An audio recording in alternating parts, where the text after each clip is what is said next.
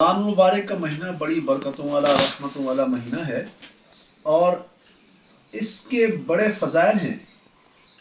روزے کے بڑے فضائل ہیں، اس مہینے کے بڑے فضائل ہیں. نبی علیہ السلام نے فرمایا کہ ابن آدم کے ہر نیک عمل کا اجر و ثواب 10 گنا سے لے کر 700 گنا تک بڑھا دیا جاتا ہے. ماشاءاللہ. لیکن اللہ تعالیٰ فرماتی کہ روزہ اس سے مستثنا ہے، اس لیے کہ وہ خاص میرے لیے ہے اور میں خود اس کا بدلہ دوں گا، یعنی اپنے شان اس کا بدلہ میں دوں گا. کہ روزہ دار میری ہی خاطر نفسانی خواہشات اور کھانے پینے کو قربان کرتا ہے. روزہ دار کے لیے 2 فرحتیں ہیں. ایک فرحت افطار کے وقت ملتی ہے اور دوسری فرحت اپنے رب سے ملاقات کے وقت نصیب ہوگی.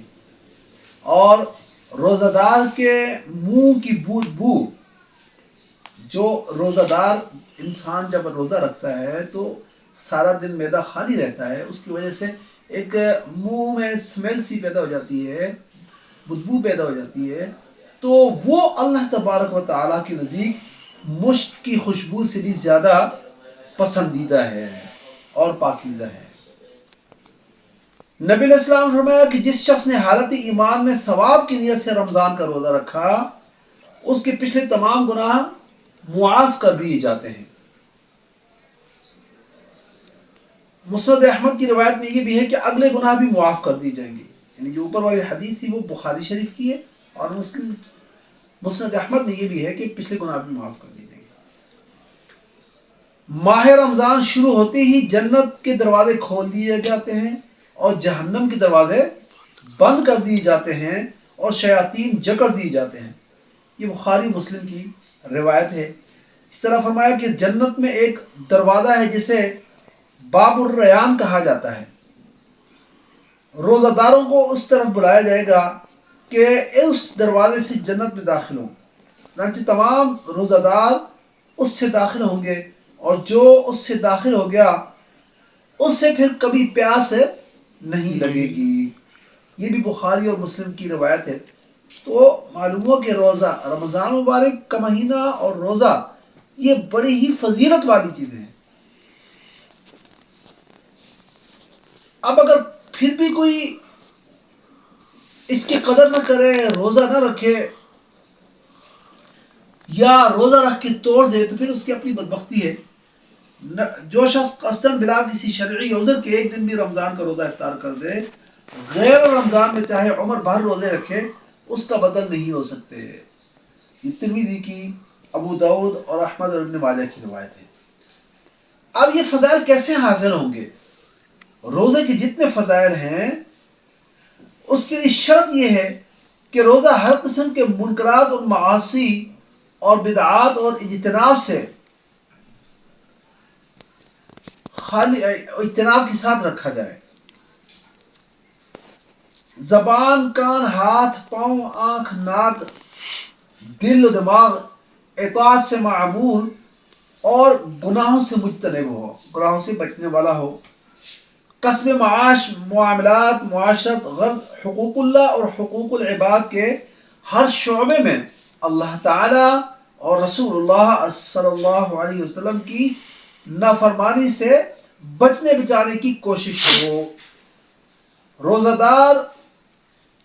روزہ وہ عظیم الشان عبادت ہے کہ قرآن کریم میں اسے تقوی یعنی ترک معاصی کا نسخہ قرار دیا ہے کہ روزہ جب بندہ رکھتا ہے تو اس سے انسان کے اندر گناہوں سے بچنے کا جو ہے وہ مادہ پیدا ہو جاتا ہے اور یہ گناہوں سے بچنے کا ذریعہ بن جاتا ہے.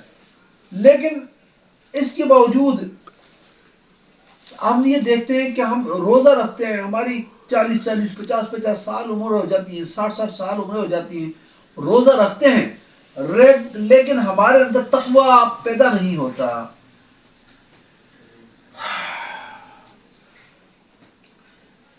زندگی میں کوئی نمایاں تبدیلی نہیں آتی.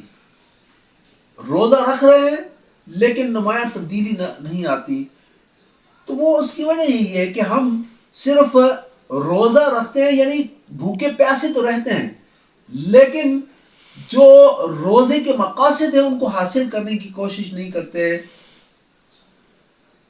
گناہوں سے نہیں بچتے، منکرات سے نہیں بچتے، بس روزہ تو رکھ لیا، یعنی صبح سے لے کر شام تک بھوکے پیاسے تو رہے، لیکن اپنے آپ کو گناہوں سے بچانا، اپنی آنکھوں کو گناہوں سے بچانا تھا، دل کو گناہوں سے بچانا تھا، زبان کو گناہوں سے بچانا تھا، کان کو گناہوں سے بچانا تھا، کوئی کان غلط بات نہ سنے، کوئی گانے بجانے وغیرہ والی چیزیں نہ سنے، اسی طریقے سے زبان سے کوئی فحش گوئی، کوئی غلط بات، غیبت، چغلی، جھوٹ، یہ چیزیں نہ نکلیں، اسی طریقے سے کسی کی دل آزاری نہ ہو، اور آنکھ سے کوئی غلط چیز نہ دیکھیں، دل کے اندر غرور و تکبر نہ ہو، یہ چیزیں جو ہیں تو ان سے بھی اپنے آپ کو بچانا تھا، ان چیزوں کا ہم خیال نہیں رکھتے، اس وجہ سے جو روزے کے ثمرات ہیں وہ ہمیں حاصل نہیں ہوتے۔